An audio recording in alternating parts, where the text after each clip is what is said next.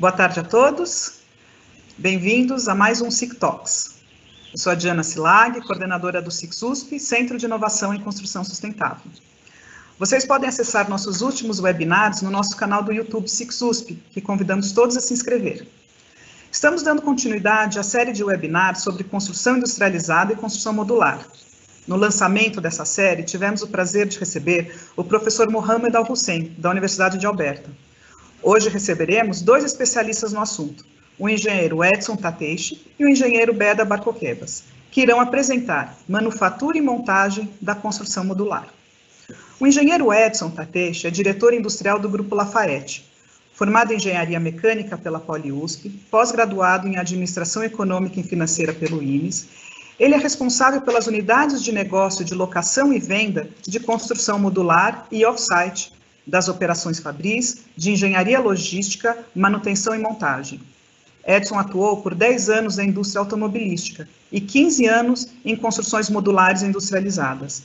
Ele tem grande conhecimento de técnicas de produção seriada e sob encomenda, implantação de ISO 9001, ISO 14000, OSAS 18000, implantação de sistemas de gestão Kanban e Just-in-Time, Lean Manufacturing, redução de setup, administração de gargalos e, principalmente, formador de equipes voltadas a resultados com aplicação sistemática de técnicas de gestão.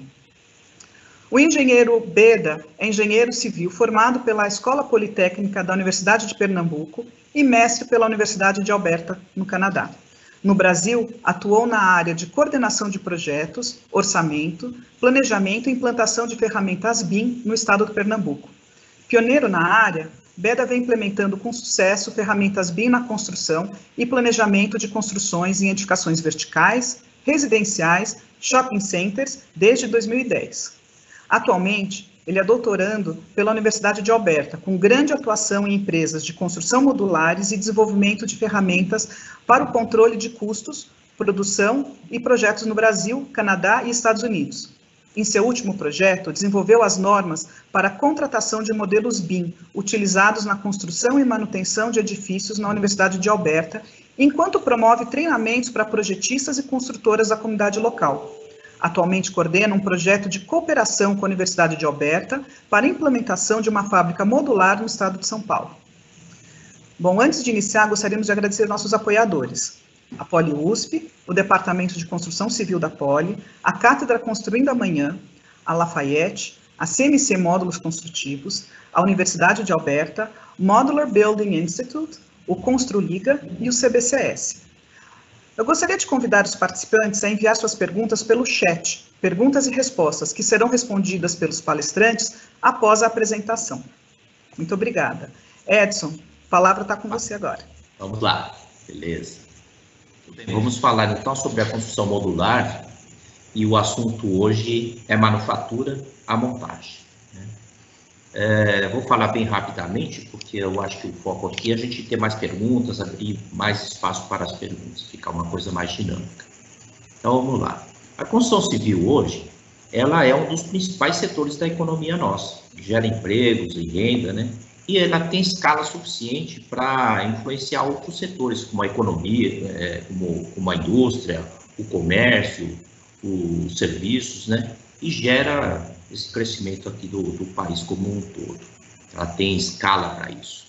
Então, aqui, de acordo com esses dados aqui da fonte aqui embaixo, 50% dos investimentos no Brasil é da construção civil, um número astronômico.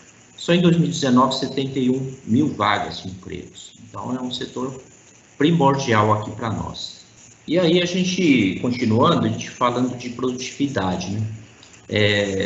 Nós temos uma boa notícia e uma má notícia. Em termos de produtividade, a gente tem uma boa notícia, ou seja, todo mundo hoje fala de produtividade na construção civil, é um assunto do momento, né? Todos os players estão falando sobre esse assunto, então muito já se avançou nessa modalidade de produtividade. Só que ali, ó, um dado do McKinsey aqui mesmo, nos últimos 20 anos, a produtividade do setor aumentou apenas 1% em média, né? 1%.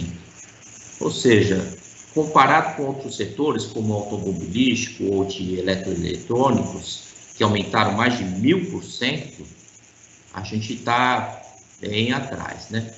Aqui nessas imagens dos prédios, a gente está mostrando algumas coisas que nós da CBC fizemos, de uma igreja para 700 pessoas aqui, em construção metálica, junto com construção metálica leve aqui, né? Aqui também uma construção até convencional, mas já colocando ali paredes, fechamento aqui com light steel frame. Iniciativas, né? Mas estamos bem longe da produtividade que a gente precisa. Foi 5, 6 anos atrás. O que nós estamos tentando fazer hoje? Já trabalhando com construção industrializada e principalmente a modular. Então, aqui tem um prédio, inclusive, que é da Urbic, do Cioto, e aqui a gente já está trabalhando para ter uma construção industrializada de fato, modular mesmo, né? Não se trata de módulos que você encaixa na superestrutura, não, e sim o próprio módulo ele vai se estruturando um em cima do outro. Aqui a gente elenca aqui os benefícios da construção industrializada, né? Mas não é o foco da webinar agora, de hoje, então passando bem rapidamente, né? Precisão do projeto, materiais, integração da cadeia de suprimentos, tudo isso a gente sabe. Uma redução do tempo de obra. Aqui a gente está falando de 20%, 50% do prazo, mas a gente já sabe que o potencial é muito maior do que isso, muito maior que isso. Vamos explicar um pouquinho aqui sobre as revoluções industriais, essa evolução. Então, lá em 1784, teve a primeira revolução industrial, que foi a era do vapor ali. Depois da segunda revolução industrial, em 1870, aqui a gente já tinha produção em massa, né? Já tinha escala, a gente já estava pensando em padronização, todas essas coisas aí. E na terceira revolução industrial, que foi em 1969, lá nos anos 70, portanto, é a era da eletrônica, da tecnologia da informação, né? Já tinha a economia de escala, uma fabricação em linha, já tinha conceitos de vários conceitos modernos aí de fabricação, e tinha até robô, pessoal. Os robôs já apareciam nas linhas, sim, com certeza. Mas o que não tinha eram a internet das coisas, né? Então, a internet, a integração entre os sistemas, toda essa parte aí da indústria 4.0 que não tinha. Vou falar um pouquinho mais para frente. Então, esse conceito da indústria 4.0 aqui apareceu na Alemanha em 2011, então até relativamente recente. E os pilares, quais são os pilares?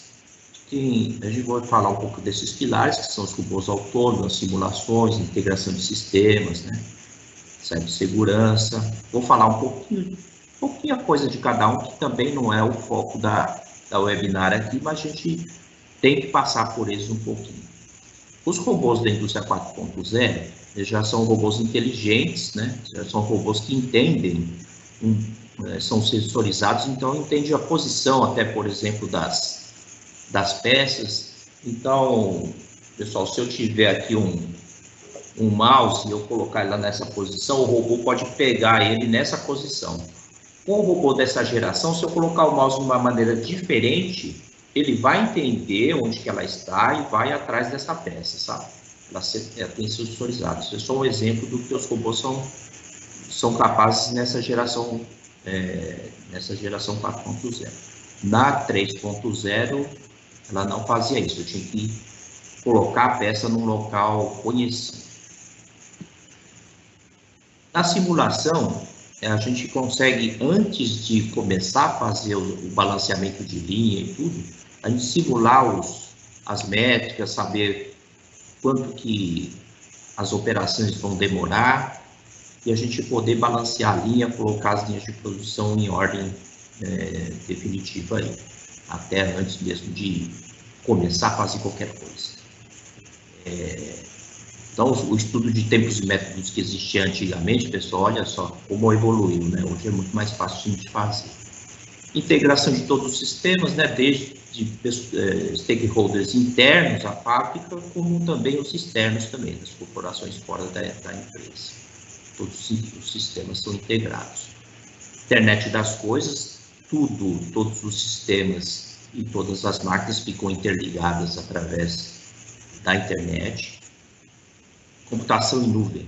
Claro que todos esses dados aqui tem que ter um sistema muito seguro e muito grande de armazenamento, e essa computação em nuvem veio para fazer isso de maneira que a gente consiga acessar todos os dados de uma maneira ordenada. Cibersegurança, não pode nem pensar em não ter isso, porque se tudo é baseado em internet, se alguma coisa der errado nos computadores, é um Deus nos acuda, né? Manufatura aditiva, que nós estamos falando aqui da... Engraçado, né? Aqui a gente tem um pouquinho de histórico, né? Essas máquinas aqui, antigamente, lá nos anos 90, na indústria automotiva, eu vou sempre fazer um paralelo com a indústria automotiva, ele se chamava estereolitografia, sabe, pessoal? É só um histórico aqui. Ele, lá nos anos 90, já tinha alguma tecnologia para fazer peças, para a gente poder testar, fazer até design de carro era feito na estereolitografia, sabe? Então, era uma tecnologia muito moderna na época, lá em 1990, e até hoje é. Realidade aumentada, quando a gente trabalha com fábrica, pessoal, o treinamento de chão de fábrica é uma coisa muito, muito importante. Então, uma das utilidades da realidade aumentada é fazer os treinamentos, os tutoriais, os manuais, e às vezes a pessoa não lê, e a pessoa não precisa mais ler, só coloca um óculos ali, vai fazendo a operação e já vai aprendendo conforme faz. Isso aqui melhora muito essa parte de treinamentos também. Big Data, né, todos esses dados aqui, sem que a gente consiga interagir ele, saber colher as informações que nos interessam, fica difícil. Então, o Big Data junto com o Analytics. Mas como fazer essa construção, trazer essa construção para dentro de uma fábrica, né? Como que a gente pode fazer isso? Ó, eu vou voltar nessa daqui para a gente só debater um pouquinho. Se a gente quiser entrar direto na indústria 4.0, será que a gente vai conseguir? Se a gente não tem ainda uma fábrica, a gente está começando a fazer, as fábricas que a gente tem ainda está muito incipiente. Para mim, pessoal, claro que a gente tem que focar numa visão da indústria 4.0, mas pegar todas as bases da indústria 3.0, porque a gente aqui na indústria da construção civil ainda não chegou em todos os preceitos, sabe? Em todas as bases da indústria 3.0. Para mim, a gente tem que focar um pouco mais nessa indústria 3.0, né? Com tecnologia. É o que a gente vai fazer daqui para frente. Então, um exemplo do que eu estou falando. Aqui já é imagens lá da fábrica, as imagens de fábrica aqui é tudo da própria CMC mesmo, que é do Grupo Lafayette. Então, essas máquinas aqui são todas de comando numérico computadorizado. Essas daqui, aquela lá também, que são a guilhotina. A gente tem uma perfiladeira aqui já de última geração, então ela já conversa com a engenharia, já conversa também com a fábrica, com o PCP de fábrica, ele vai conversar também com o operador da máquina. Aqui a gente tem uma máquina de fazer painéis, né, que também é uma máquina automática, já pensando em escala, ela faz aí 10 metros por minuto de painel, né. Atrás aqui, que não dá para ver nessa foto, já tem algumas máquinas especiais. Por que a gente fala de máquinas especiais? Eles são de corte de painel, né? Então, quando se monta uma fábrica, nem todas as máquinas vão existir. A gente tem que projetar essas máquinas, encomendar elas e trazer para a nossa fábrica. É o que a gente tem aqui na nossa indústria. E aí, quando a gente fala dessa monte de técnicas que tem aqui, a gente precisa conhecer. Essa é a realidade. Não adianta a gente querer fazer uma fábrica se a gente não conhecer, eu vou dizer que conhecer a fundo, né? Todas essas técnicas aqui e mais algumas outras. Eu só coloquei um pouco delas aqui. Mas dá para montar uma fábrica hoje sem conhecer Lean Manufacturing, sem conhecer qualidade total, o PCPC, o 14 pontos de Deming, fazer as melhorias contínuas com o Kaizen? Não, não dá. Não dá, e eu também não vou ficar falando sobre isso tudo, não. Mas eu vou falar sobre alguns pontos polêmicos. Qualidade total. A gente tem uma tendência, ou até uma tentação, sabe, de fazer com que a qualidade seja por inspeção. E a gente quer fazer inspeção 100%. Né? Ainda mais quando dá alguma porcaria, uma coisa sai errada, todo mundo se volta a isso, sabe? Não, vamos fazer inspeções em massa.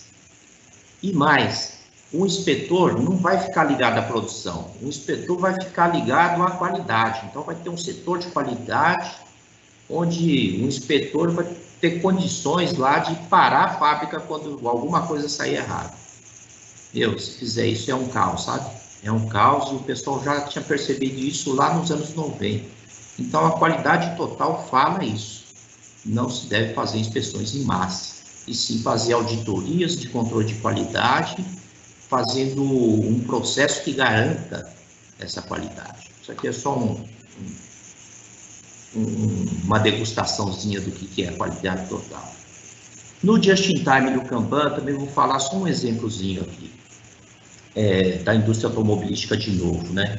Eu trabalhei numa indústria chamada COFAP, que fazia os amortecedores. Vamos dizer que a COFAP está fazendo amortecedor para um carro da GM, por exemplo. Isso o amortecedor é muito customizado, ele só serve para um carro, só serve para aquele carro da GM. Então, não dá mais, né? Muitos dos fornecedores não dá mais para ser escolhido na hora, ou seja, eu faço 3 cotações, essas 3 cotações escolher o mais barato ainda você espreme ele, né? Negocia até o fim, até ele ficar bem, um precinho lá embaixo, aí pronto, você compra dele. Não dá mais para fazer isso aí. A maioria, ou uma boa parte dos fornecedores, eles vão ter que ser desenvolvidos. Então, o amortecedor vai ser desenvolvido pela própria COFAP. A gente vai precisar de pedido? Não vai precisar de pedido, porque pela técnica do Kanban, é um Kanban mais moderno, é claro, né? Mas é um Kanban, não deixa de ser, todos os conceitos, a COFAP vai saber que a GM vai precisar do amortecedor em tal data. Nessa tal data, entrega just in time. Então, esses preceitos aqui são muito importantes, porque você tem que casar com o seu fornecedor, tem que ter parcerias mesmo. Essas parcerias, muitas vezes, tornou ele forte, né? Tem uma fidelidade, tem ali uma escala, mas mata fornecedores também, porque os outros pequenos que tinham antigamente morreram todos, né? Todas as indústrias pequenas de amortecedores morreram. Então, é o que vai acontecer também, né, na indústria da construção civil. Só para dar essa coisa aí. Outra coisa polêmica, pessoal. Certificação ISO 9001. É importante ou não é importante para nós? Para uma indústria da construção civil? Para mim, é fundamental, sabe? Mas por que é fundamental? Olha, organiza, né? Porque se você não tem uma certificação, ou pelo menos todos os requisitos para você ter essa certificação, né?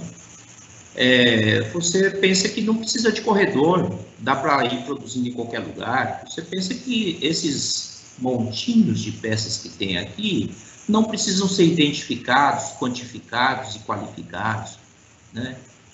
De repente você começa a pensar que não precisa mais de OP, né? Uma ordem de produção para fazer as coisas, não precisa de desenho, não precisa ter um fluxo, né? Então, um PCP. Então, essas coisas de ISO 9000, ele organiza toda a cadeia, ou seja, desde lá do comercial, onde o pedido chega, até entrar pelo suprimentos, engenharia, vai entrar para a fábrica através do PCP, depois ele vai para a expedição, da expedição ele vai para a logística, da logística ele vai para a montagem. Tudo isso aqui ele é organizado pela certificação ISO 9000, inclusive até o próprio projeto, né? O desenvolvimento do projeto produto, também é organizado pela certificação, ajuda demais. Buscar métricas e fluxos, pessoal. É importante a gente também buscar essas métricas e fluxos de produção. Aqui a gente vai ver que tem gabaritos, o que é amarelo aqui em gabaritos, então tem 3 estações, tem um fluxo de trabalho, e a gente precisa dessas métricas, ou seja, aqui, ó, essa peça, a gente faz 20 por dia com 2 pessoas nessa estação. É legal a gente ter esse dado bem legal. Por quê? Porque na hora que a gente começa a fazer as melhorias através do Kaizen, o melhoria contínua, a gente percebeu que, por exemplo, né, só um exemplo mesmo desse, antigamente a gente fazia toda a movimentação através dessa ponte rolante. Você imagina que a concorrência com os outros itens aqui que estou içando vai demorar mais. Então eu coloquei esse poste com esse dispositivo de içamento exclusivo para essas estações. Com isso ele quase que dobrou a produtividade. Então isso é importante a gente ter métricas para a gente perceber aonde que está tendo o gargalo e a gente atuar sobre ele. Todo bom projeto, ele aceita desaforo, sabe? Por que eu estou falando isso? Isso é uma das minhas frases famosas aí. Às vezes a gente tem métricas aqui, ó, essa aqui é uma máquina de fazer painel. Essa máquina de fazer painel, ela faz 10 metros por minuto. Pô, mas eu vou contar com esses 10 metros por minuto? Eu vou contar que ela trabalha 7 dias por semana? Na hora que eu faço isso daí, fatalmente vai dar alguma coisa errada, porque o trabalhador falta, a máquina quebra, o material falta também, e não é só aqui não é só inferno brasileiro não, acontece esse inferno em todos os lugares, né? Então, a gente tem que ter umas métricas, por exemplo, se a gente fala de segunda a sexta, é melhor do que ficar falando de segunda a domingo. Qualquer coisa que aconteça, a gente ainda tem o sábado e talvez até o domingo para poder voltar ao prazo que a gente tinha. Tudo isso aí é importante? Claro que é importante. Por quê? Na hora que eu dei um prazo, esse prazo tem que acontecer. Não é aquele negócio assim de, não, atrasa um pouquinho, não tem problema não. Não. O prazo tem que acontecer, tem uma coisa programada atrás da outra. Se houver esses atrasos em cadeia, é um caos. Então, a gente tem que ter todos esses preceitos, sim, são muito, muito importantes. Ok? Quando a gente fala de dispositivos de gabaritos, pessoal, aqui a gente tem um dispositivo, por exemplo, muito simples, mas ele garante tudo, sabe? Ele vai garantir ali o esquadro, vai garantir que tenha a medida correta na largura, no comprimento também. Na hora que você coloca a peça aqui, ele serve como um dispositivo Pocayoke, né, que a gente chama. Depois a gente pode até falar um pouco mais sobre isso. Por quê? Porque além de fazer parte do processo, ele também já inspeciona a peça. Até aqui ela está tudo bem. Aqui a gente tem um dispositivo ergonômico, né, então é giratório, a gente coloca o teto aqui, ele vai girar e vai fazer todas as operações em todos os lados. Então a ergonomia é muito importante também. A gente tem uma máquina de comando numérico, uma perfiladeira, e aqui ela vai conversar legal com a engenharia já passa o desenho para cá, vai ser transformado em linguagem de máquina, a máquina vai entender essa linguagem aqui no momento correto, ou seja, o PCP vai programar e o operador pega no momento que o PCP mandar a ordem de produção. A gente fala também de robotização, né? Um empresário até no Canadá mesmo, conhecido do Beder, ele fala isso. Antes de você robotizar, automatizar ao extremo, você tem que trabalhar com dispositivos e fazer muito. E antes de trabalhar com dispositivos, você tem que fazer manual, né? Passa manual bastante, aí você passa para o dispositivo e do dispositivo você passa para robotização. Porque você vai aprendendo com isso, com todo esse processo aqui. Então, esse é um processo legal de fazer. A não ser que você compre todo o processo já pronto, né? Mas você tem que tomar cuidado para não comprar a linha de produção da Kombi, né? E às vezes você compra alguma coisa já obsoleta, então não é legal. É isso que a gente fala. No processo de montagem, pessoal, o principal aqui é a gente ter na cabeça que a gente, na montagem, tem que fazer o mínimo possível. Então, os sistemas tem que estar tudo aí já, né? Agregar o máximo de sistemas, ou seja, a elétrica, a hidráulica, a esquadrilha, o acabamento, atentar para o volume e para o peso aqui também, porque no exterior você pode usar uma baita de uma máquina, mas no Brasil aqui nem todas as máquinas estão disponíveis, né, no local que você quer. E também tem a questão do espaço, que aqui sempre a gente é mais apertado que os outros, e também a questão logística, e a rua também é estreita. Aqui imagens, pessoal, do radier, né, que a gente tem que fazer muito precisamente. Na verdade, quando se fala de construção industrializada, essa parte de precisão é primordial, né? Às vezes a gente pensa que um acabamento aqui, 2 milímetros para mais, 2 milímetros para menos, não vai fazer diferença. Faz, pessoal, faz. 2 milímetros você consegue enxergar até a olho nu, sabe? É uma coisa impressionante. Então, tem que ser muito preciso. Não dá mais para ser aquele pedreiro lá que ele faz essa massa assim na mão, né?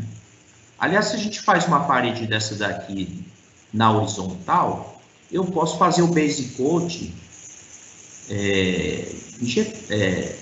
bombeado, né? Eu posso bombear ele, eu posso pegar uma régua vibratória e passar. Então, tem várias coisas que a gente tem que pensar totalmente fora da caixa. Essas coisas são coisas de fábrica.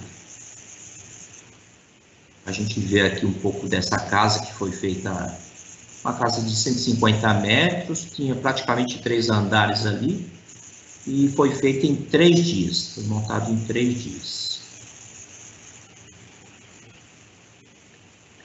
Um pouco de imagens de prédios também que a gente pode fazer modularmente. A gente está desenvolvendo um prédio aí que pode ser feito até 12 andares, em conjunto aí com a Urbic, e vai ser um projeto bem interessante aqui para nosso desenvolvimento aqui no Brasil.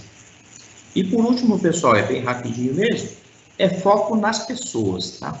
Então, quando a gente trata de construção industrializada, a gente tem que pensar um pouco diferente, porque na construção convencional a gente não se preocupa muito em treinar as pessoas de base, né? O chamado peão de obra. A gente não se preocupa muito.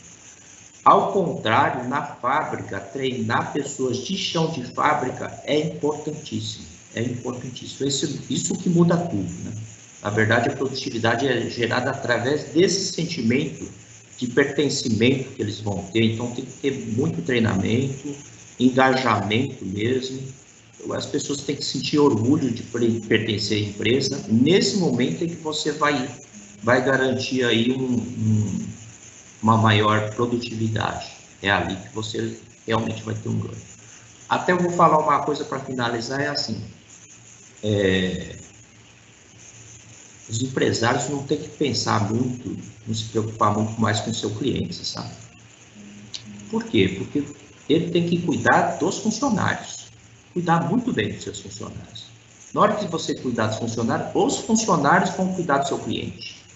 Essa é a tônica aí da construção industrializada. Então, pessoal, é isso aí. Muito obrigado. Vou passar a palavra, então, para o Deda. Primeiramente, muito obrigado. Obrigado pela aula de novo, né, Edson? Mas sim, pessoal, primeiramente, muito obrigado a todos. Eu espero poder complementar a apresentação que o Edson acabou de fazer. Eu gostaria de falar um pouco sobre a digitalização da fabricação das construções modulares. Isso vai ser uma apresentação mais rápida. Apenas com uma introdução para amarrar o que o Edson falou. A construção modular ou construções industrializadas é um encontro da indústria da construção e da indústria da manufatura. Logo, ela promete uma eficiência aumentada em função do ambiente controlado, da fábrica. Então, ao invés de você construir uma parede em um canteiro de obra que você está levando sol, chuva e etc., você está em um ambiente controlado em que a qualidade é aumentada, e isso traz uma grande mudança de cultura, assim como o Edson acabou de mencionar. Você tem o colaborador, você não vai trabalhar com o colaborador por 6 meses, 8 meses, e depois ele vai para outra obra, e depois ele vai para outro projeto. Esse colaborador, ele vai ficar com você por um bom tempo, e você tem que treinar. Então, é no seu melhor interesse treinar ele, não apenas o colaborador, mas também os projetistas, e toda a cadeia que envolve você. Porém, isso leva a um custo fixo alto, porque você está pagando o aluguel de uma fábrica, água, luz, seguro, e às vezes até um maquinário, assim como o Edson demonstrou. Logo, isso é um excelente ambiente para novas tecnologias e uso de simulação. Uma coisa que eu acho interessante mencionar da construção modular é também a diferença que você tem em uma fábrica modular para uma fábrica de manufatura seriada. Então, todo módulo, todo painel, ele é diferente. Então, você não tem 2 ou 3 produtos que você vai rodar na linha de produção. Você vai ter um projeto, que cada projeto ele é diferente. Então, a nossa indústria, ela permite que o cliente decida se ele quer mais uma janela ou menos uma janela, um pé direito maior ou menor. Logo, o nosso tempo de setup ele praticamente acompanha a nossa produção. E isso, do ponto de vista de variabilidade na linha de produção, é uma coisa completamente diferente. É um jogo completamente diferente. Só fazendo um apanhado, eu tenho aqui uma linha de produção altamente variável em função do meu produto e do processo em si, porque mesmo estando numa fábrica, coisas podem acontecer, uma máquina pode quebrar, assim como o Edson mesmo mencionou. Então, a grande pergunta é como melhorar em meio a tanta incerteza em competição. Então, o lado esquerdo do cérebro, que ele processa informações mais técnicas, você tem novas tecnologias, você tem logística, você tem o uso de máquinas ou não. E o lado direito, que é o lado emocional, você e o seu negócio, você está na linha de frente com fatores que você não controla, assim como a produtividade, uma máquina quebrando, as intempéries, pessoas. Então, tudo isso é um grande desafio, principalmente quando você quer inovar. Sem contar que a tecnologia ela evolui todo dia. Então, a compreensão que nós tínhamos de um celular 20 anos atrás ou 10 anos atrás é completamente diferente da concepção do que um celular significa hoje. Então, um dos melhores conselhos que eu posso dar, de acordo com a minha experiência, é exatamente o que o Edson mencionou, que é o Kaizen, ou melhoria contínua. Então, o pessoal do Lean Manufacturing, eles fazem essa analogia que você deve abaixar a água, ou seja, quando você está navegando com a água aberta, com a água lá em cima, você não enxerga as pedras do caminho. Quando você vai baixando essa água gradativamente, você vai identificando exatamente as suas deficiências. Logo, quando nós queremos falar de digitalização, o processo para melhoria contínua usando dados é muito similar ao PDCA que o Edson também mencionou. Então, perceba que eu e o Edson, a gente está complementando um ao outro. Logo, você identifica os problemas, coleta dados, desenvolve uma simulação para entender o seu estado atual e o seu estado futuro, aonde você quer chegar, e a partir daí você identifica as soluções para melhoria e você começa a aplicar elas. E isso num loop ininterrupto. E é como começar.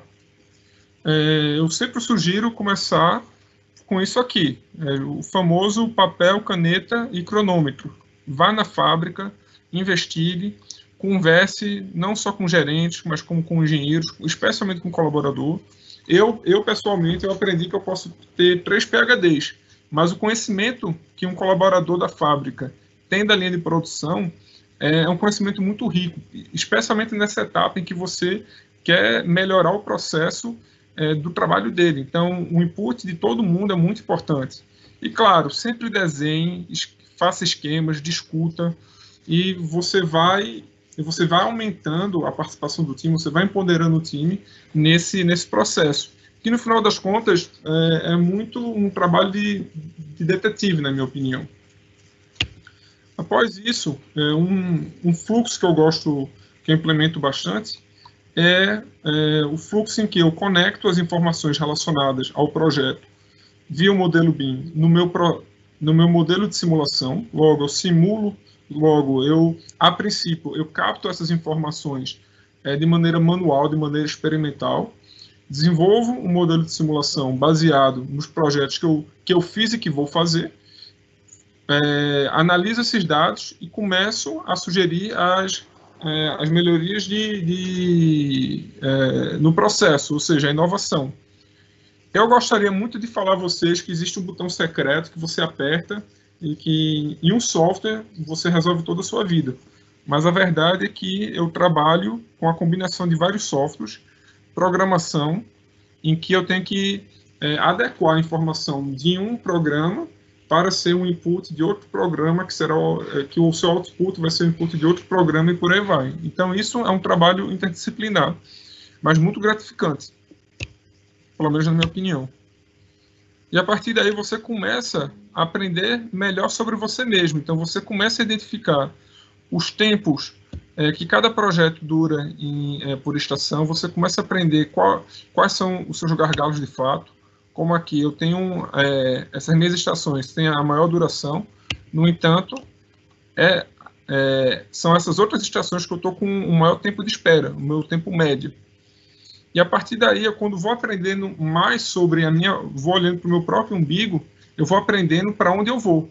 Logo eu começo a prever a performance dos meus projetos futuros baseado no que eu acabei de fazer. E eu começo a identificar quais são os fatores que realmente importam quando eu quero se eu quiser baixar o custo ou se eu quiser aumentar a produtividade ou qualquer outra métrica que se faça necessária. Além disso, você começa a visualizar os dados. Então, todos os vídeos que eu estou mostrando aqui, esse vídeo aqui ele é fornecido por dados. Essa geometria, esses painéis aqui são os painéis reais. E eles estão andando, e a velocidade deles é de acordo com o tempo deles em cada estação. Eu posso também simular vários cenários dentro da fábrica por realidade virtual e comparar o meu planejado com as informações reais, com as informações que estão acontecendo de fato na fábrica e tendo essas informações relacionadas à minha estação em tempo real, como, por exemplo, o projeto que eu estou executando agora, e também as métricas em relação a essa estação, tal como o tempo de espera médio e o ciclo de produção médio por cada estação. A partir daí, você quando começa, à medida que você vai amadurecendo essa digitalização, por exemplo, a coleta de dados manual começa a ser o gargalo em si. Então, eu trabalho com empresas que elas investem em sistemas de RFID para coletar informações em tempo real. Então, eu tenho uma etiqueta RFID em cada painel e antenas espalhadas por cada estação, e eu conecto essas informações dos tempos em relação aos atributos do painel, comprimento, altura, quantas aberturas, e eu começo a aprender com os próprios dados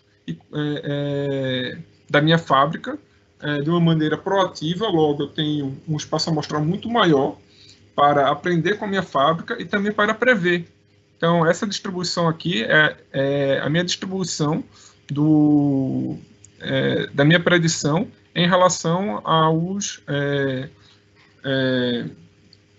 meus dados reais. Esse é um trabalho que eu tenho muito orgulho de fazer e que também de mencionar que quem está me ajudando bastante é o professor Fabiano Corrêa, aí da USP. Outra técnica também é o visão computacional ou computer vision. Então, eu estava em uma fábrica em que eles são muito automatizados, mas eles não tinham interesse em trabalhar, em investir em sensores. Só que eu percebi que existe uma câmera de segurança focada na estação que eu queria monitorar. Então, eu sentei com um grande amigo meu, especializado em Computer Vision, e juntos nós desenvolvemos um modelo que, a custo zero, ou seja, utilizando a câmera que já estava instalada por questão de segurança, o programa consegue detectar a produtividade da estação por painel com uma margem de acerto de 96%, para vocês perceberem o que soluções, assim, você andando na fábrica, você começa a achar soluções para problemas que você tem. Então, para concluir, eu gostaria de mencionar que a industrialização da construção é um caminho sem volta e a digitalização dos seus processos também. No entanto, a gente tem que olhar para o nosso próprio umbigo, observar as nossas necessidades e ter cuidado para não sair investindo em um monte de coisa que talvez a gente não use. Então, nós temos que dar passos para frente sempre e constantes. Então, nós temos que ter esse cuidado. Existe um balanço aí. E boa parte desse trabalho começa antes da fábrica, nas etapas de projeto, nas etapas de planejamento, de orçamento, que eu pretendo discutir com vocês mais a fundo na próxima semana. Muito obrigado.